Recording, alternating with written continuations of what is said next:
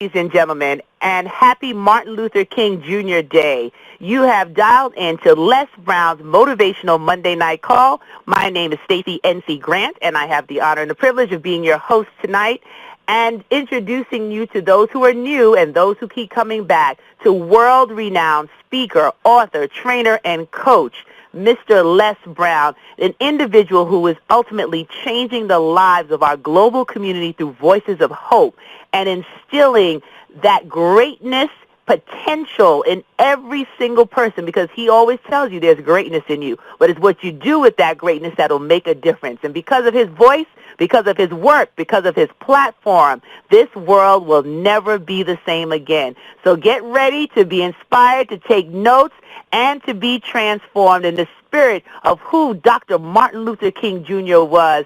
He now speaks through the voice of Mr. Les Brown. Mr. Brown, are you on the line? Yes, I am. Thank you so much. How are you doing? I am excellent. This has been an amazing day of service. One of the highlights being a part of a program today, Les. My oldest son, your nephew Josiah, participated in an oratorical contest, and he tore the roof off the house. Wow. So I was a proud mama today. Yes, indeed. Yes, Josiah's got the goods. Yes, he does. Man, Les, I said, boy, I got to sharpen up my skills. This boy's trying to take me out early. Yes. I mean, they're bringing it from down deep, and they're very young. Yes, indeed. I mean, he made such an impression at the event. Numerous people were coming up to him with scholarship applications for college. So I was very thrilled, and it was a proud moment because we know how important our voices are. And, you know, he looks up to Uncle Les, so you have to see the video. You'll be very proud. I'm looking forward to seeing it, and I know he's coming for me. I know he's got me in his eyesight. Indeed. And how was your day, Les? It was a special day. We celebrated the life of a little girl who went to school with my granddaughters. Her name's Courtney, and she passed at 12. But one of the things about this celebration of her young life, you know, it's been said, it's not about the moments of your life. It's about the moments that take the breath away of how you live your life. And she put a lot of life into those 12 years than most people would put into 70 or 80 years.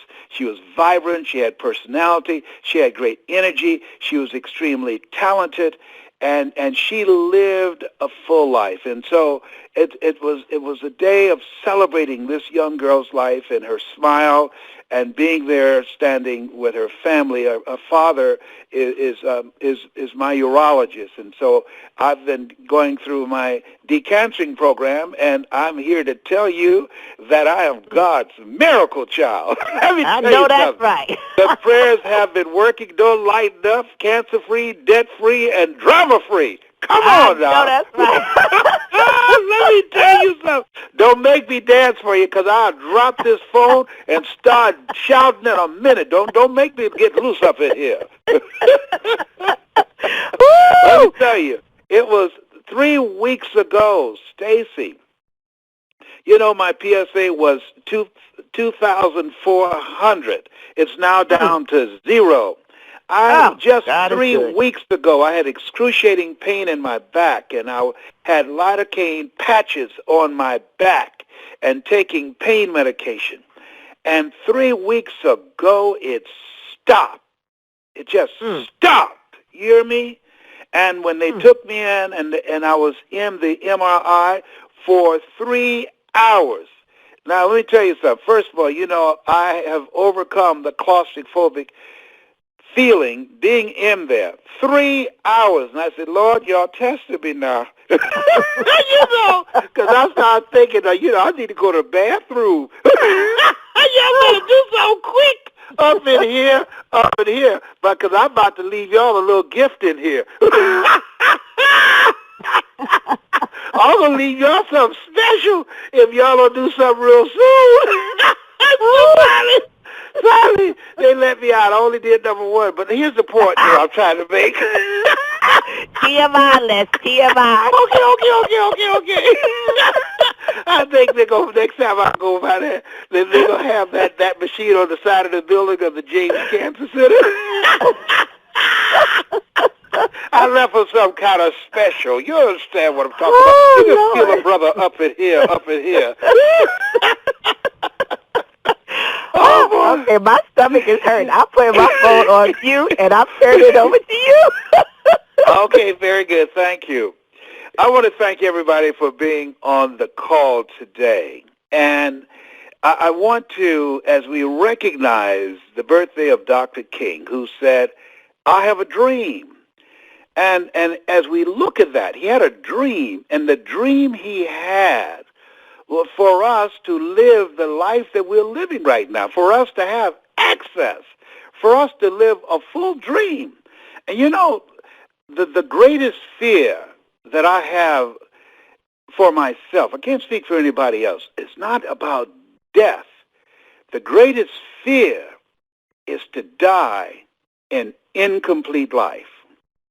To die a life that I had the potential to do more and I didn't do it. To die a life that I could have played a bigger role in leaving the world in better shape for my grandchildren and my great-grandson, Eric. If just knowing that I could have done more. You know, I remember the words of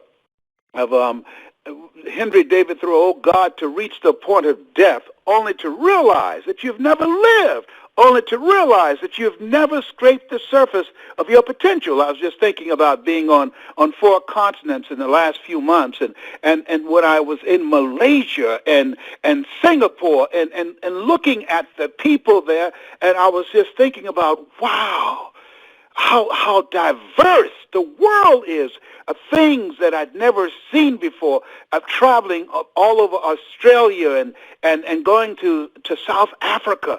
And so when I think about Dr. King, who had a dream that we will have access, who had a dream that we can live our dream, and now we have the opportunity not only to live the dream that he had for us, to live from that dream, but also to be dream holders for other people, to help other people live their dreams. When I honor Dr. King, I also honor Mike Williams because he was a dream holder for me. I did not see this lesbrown. He had a vision. He saw me doing this.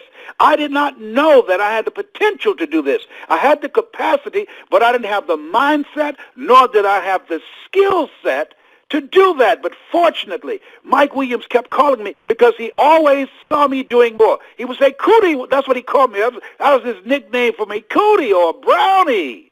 Brownie, you are more than a disc jockey. Brownie, you have the potential to do more than just entertain people. Brownie, you're more than the master of ceremonies or being an MC or standing on stage cracking jokes. Brownie, there's so much more in you, man. You're not just a fast-talking guy. Les Brown, the man about town. You're not just that guy. And I hope one day, Brownie, you get it.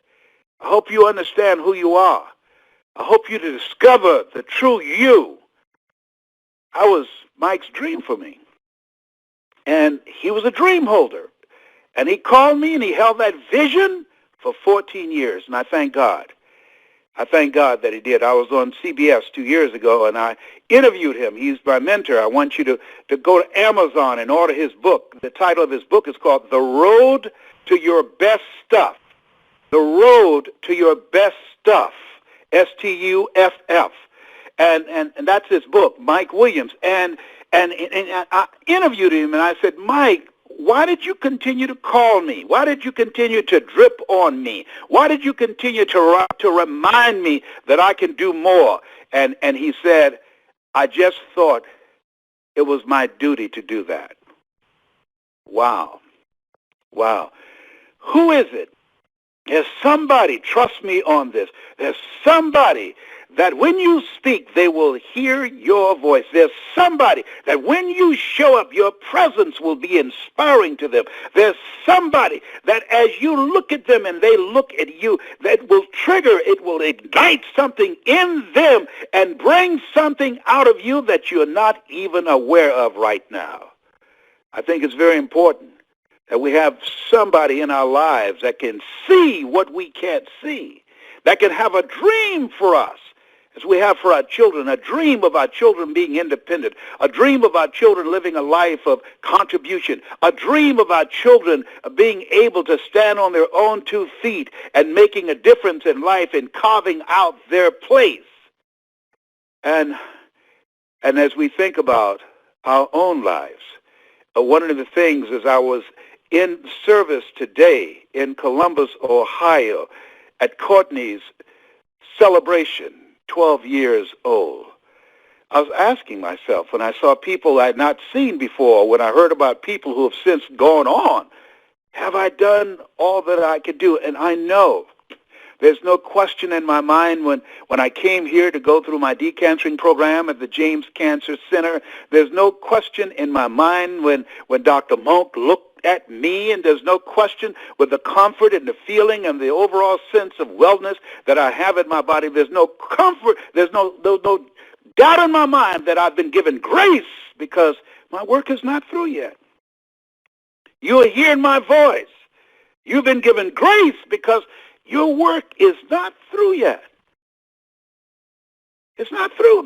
There's something for you to do. That's why you're listening to me. You and I are cut from the same cloth. We're branches of the same tree. You've gravitated to me because what I'm speaking about is in your heart, it's in your mind, it's in your spirit. And there's something there, there's something, a work, a calling. You're called to succeed. You're called for greatness. You're called to do a bigger work. And it's not easy. It takes work. It takes a willingness to give up who we are for who we can become. I remember reading in my favorite book that if a man is to gain his life, he must lose his life. And I prayed over that for a long time, trying to understand, what do you mean? In order to gain my life, I got to lose my life. That in order for you to gain Les Brown, this new you, this other part of yourself, you've got to lose the man about town, Les Brown. You got to let that go. There's certain things, certain people, certain places you can't go anymore. Certain things you can't do anymore.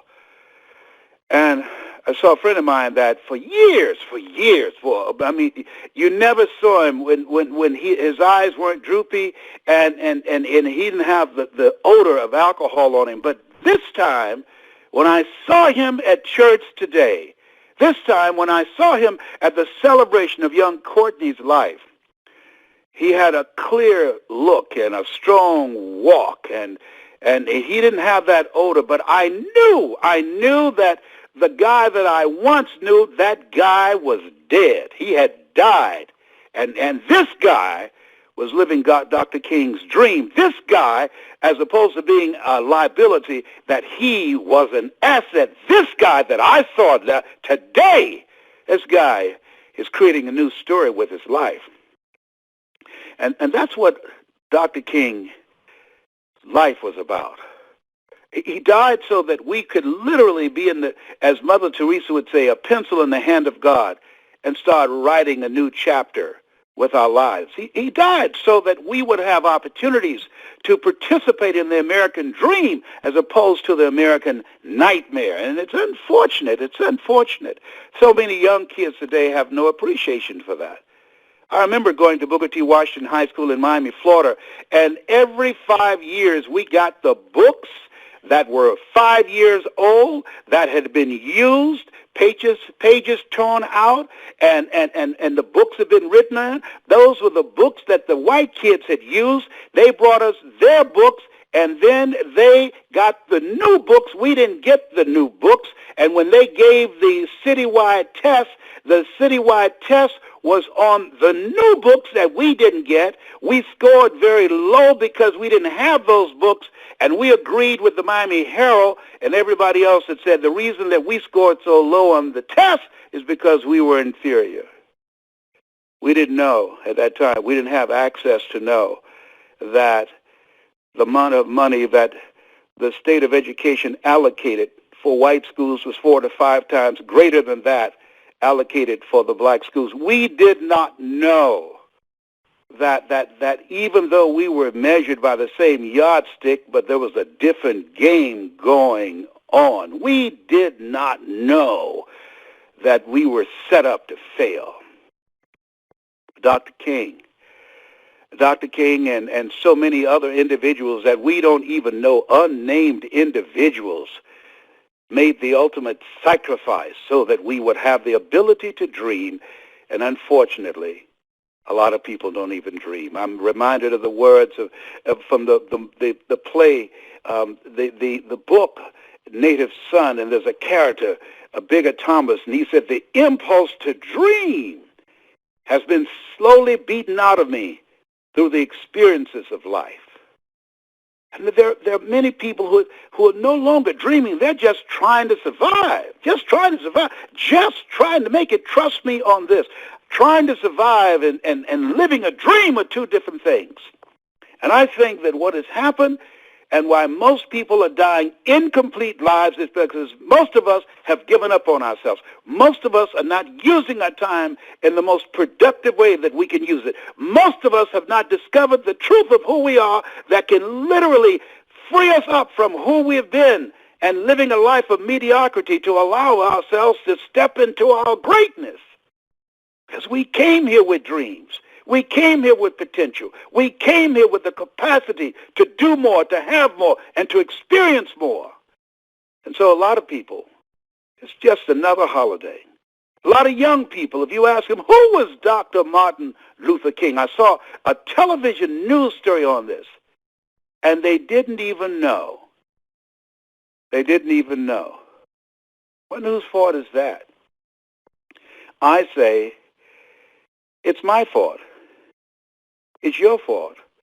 One of the things I really appreciated being in Poland and going to Auschwitz, one of the things I love and embrace never again, and when I was there and seeing how over 1 million Jews were exterminated. And as I saw all of these young Jewish children that were brought through to see the gas chambers, to see where the Jews were cremated, to remind them of their history. See, when you have a strong sense of your identity, when you know who you are, when you know your history, that gives your life a sense of purpose. And when you know your purpose, that gives your life a sense of direction.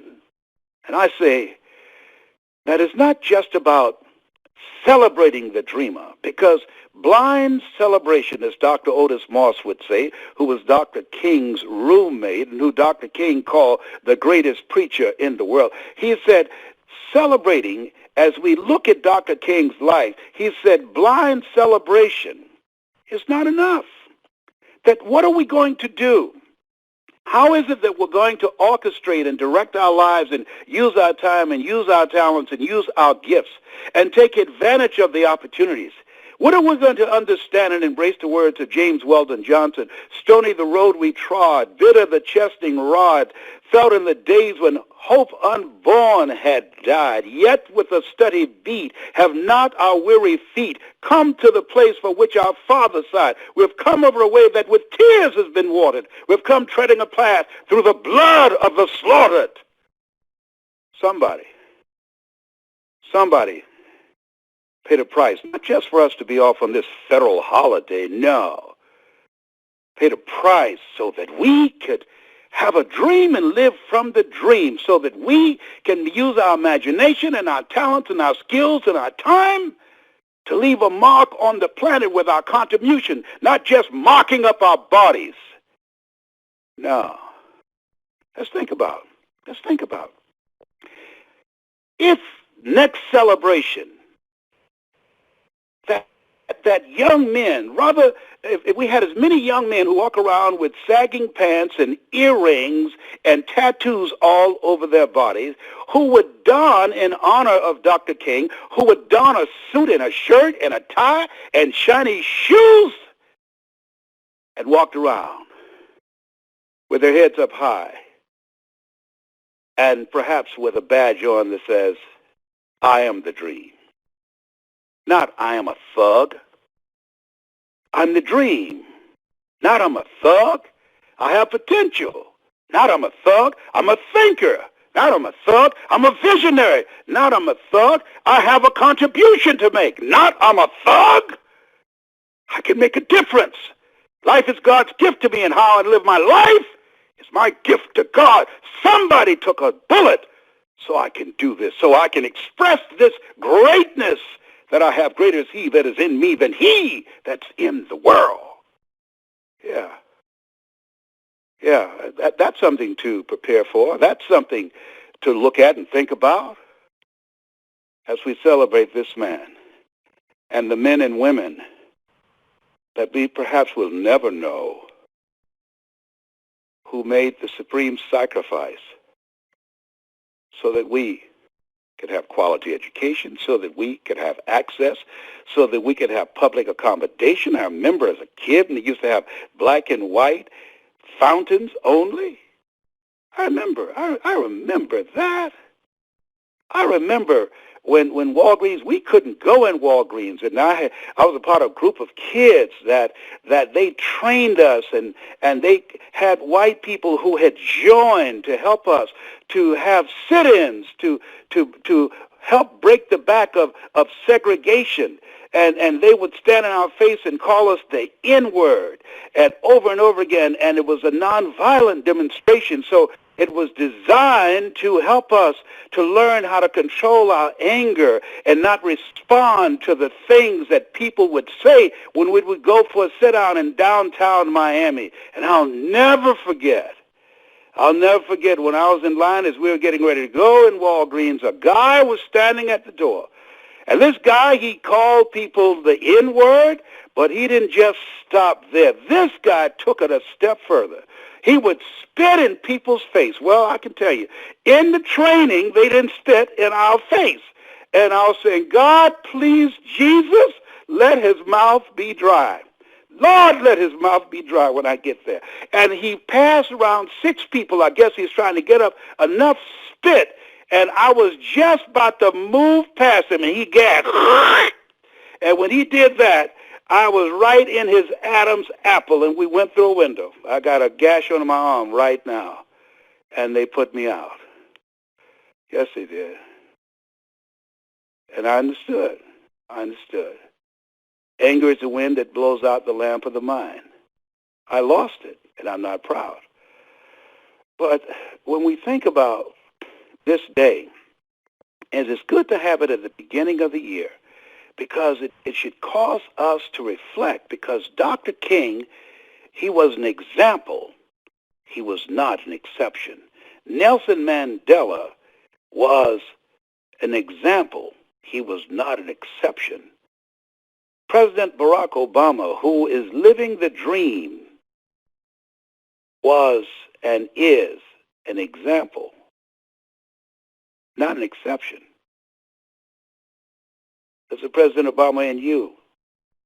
There is a Nelson Mandela in you. There's a Dr. King in you. You have something special. You have greatness within you. So, Dr. Moss is right. Blind celebration and empty adulation on the dreamer will not keep the dream alive. How we live our lives, the choices that we make, how we use our time, creating a collaborative, achievement-driven culture, having visions of what we want to create, and being willing to do what's necessary to make the dream that Dr. King and so many others are still holding for us become a reality.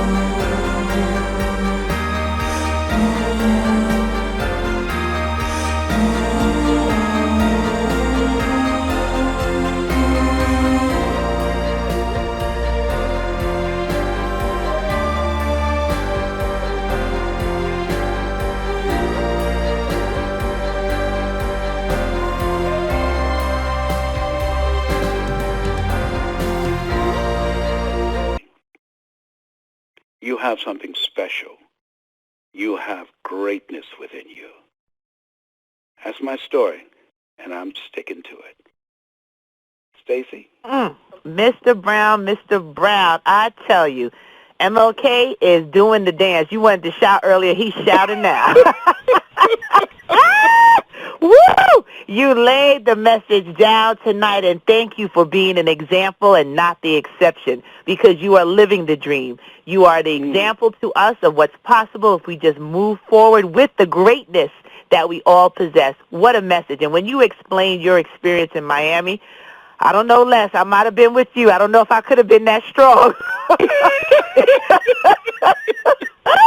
It takes a special person. I was watching, today they play all sorts of movies and different versions of Martin Luther King Jr.'s life, and we caught a clip after we came back from the program. And when I think of, the fact that I know you, and I know you were physically there, you experienced what it was, it really must be a full circle moment to see. We still have a long way to go, but to see the dream realized through our president and through other examples of individuals who believe that we all could live together no matter the color of our skin, but focusing on the content of our character. Absolutely. Absolutely. And the thing is that our work now is to help people wake up, because what we must do is that we have to amplify and to multiply. We got to amplify our voices and move with a sense of urgency, and we got to multiply the voices. This is why, Stacy, I strongly believe that before, and I believe that why God has given me grace and why I'm cancer-free right now, that this goal that I have of training 100,000 voices of hope. Just imagine if we had 100,000 Nelson Mandelas, 100,000 Barack Obamas, 100,000 Dr. Martin Luther King Jr., 100,000 Barbara Jordans, 100,000 Malcolm X's. Just to think about that.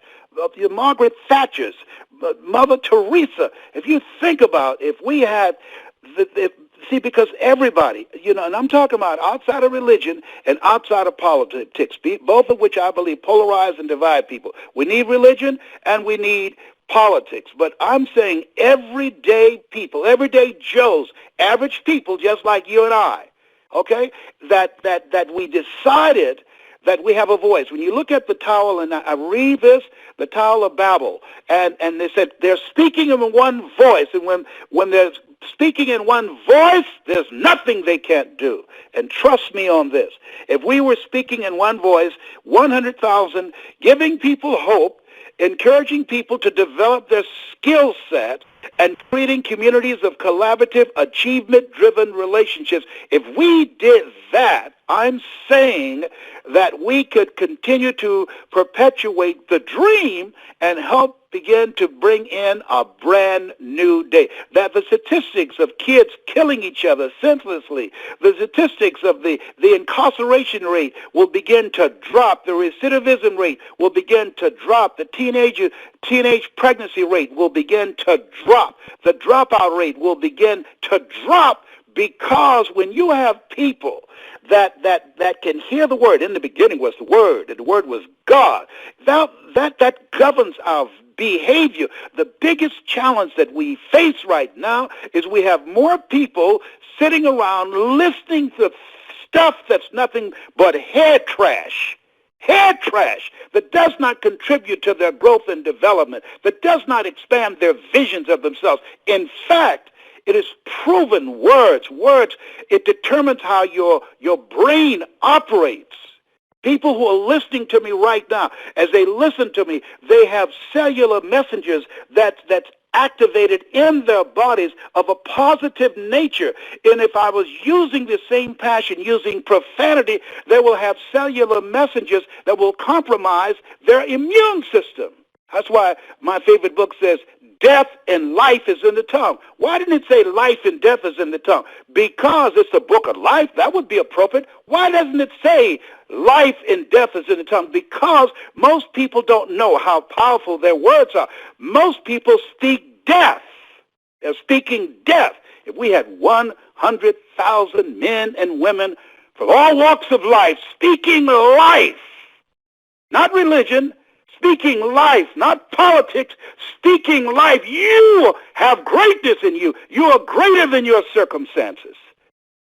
You have the ability to do more than you can ever begin to imagine. Sometimes, I read a quote the other day that sometimes a person needs a story more than they need food to stay alive.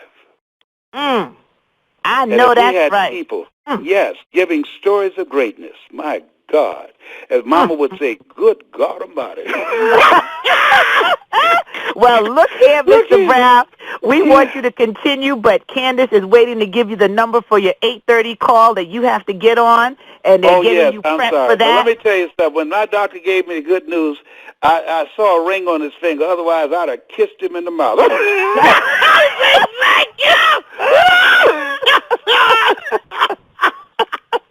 Let me tell you something up in here.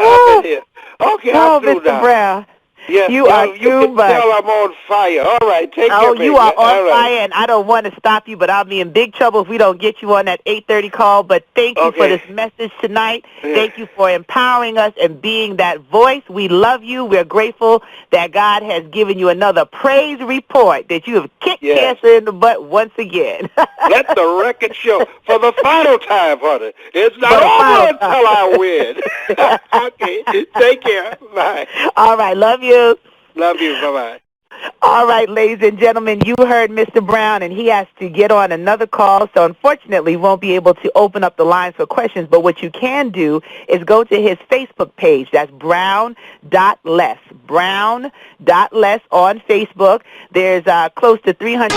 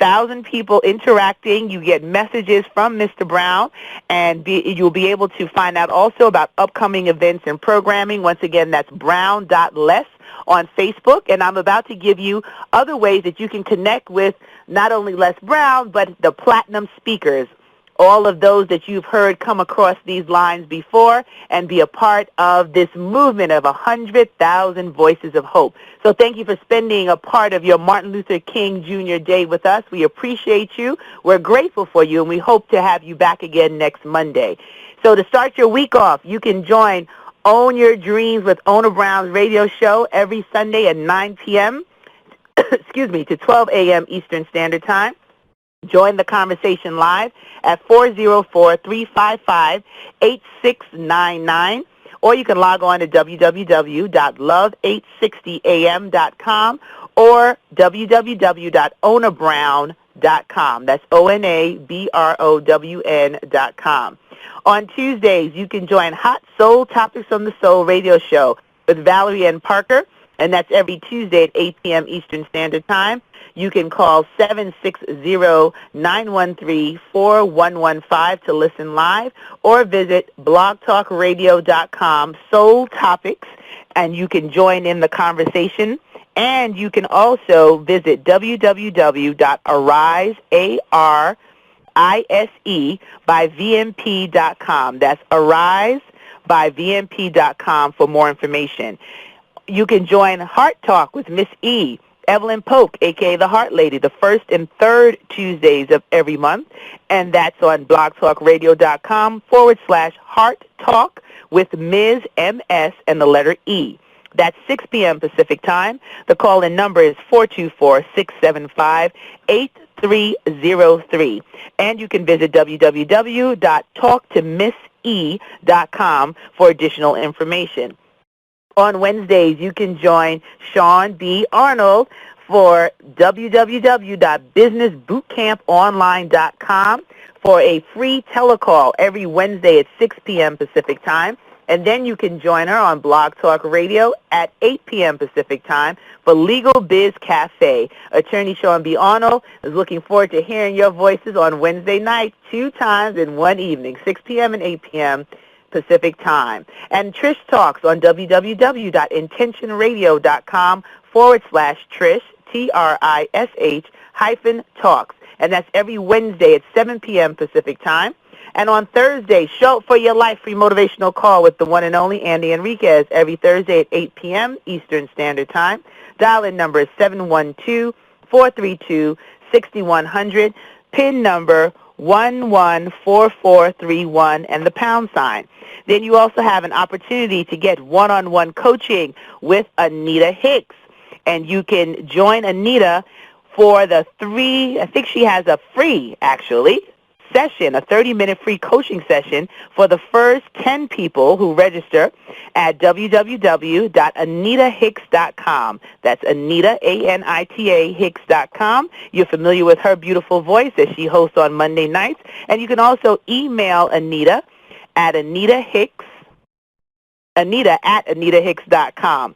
We also have an opportunity for those who live in Atlanta. There'll be a training coming up this weekend and the 1st, and you can contact Valerie and located at www.arisebyvnp.com. That's arisebyvnp.com, or call her at 954-724-0900. That's 954-724-0900. And that date is Friday, January 31st, and Saturday, February 1st. For 2 special trainings at the Father's House Church in Norcross, Georgia. So if you're in that area, you want to make sure you connect with Valerie. And for those of you on the call that connect with me directly on my website, you will get free access to a coaching series that I'll be doing, and you can log on to www.stacyncgrant.com. That's www.stacienc, like North Carolina, Grant, GRANT.com, and sign up for the newsletter, and then you'll receive further information. So thank you once again for being a part of Les Brown's Motivational Monday Night Call, for connecting with all of his platinum speakers, for doing those things that are going to make this world a better place, as Dr. Martin Luther King Jr. has inspired each and every one of us to do. So thank you for sharing your time with us. We look forward to hearing your voices again. Make it an awesome week and an even greater life. This is Stacey N.C. Grant. It's been a pleasure being your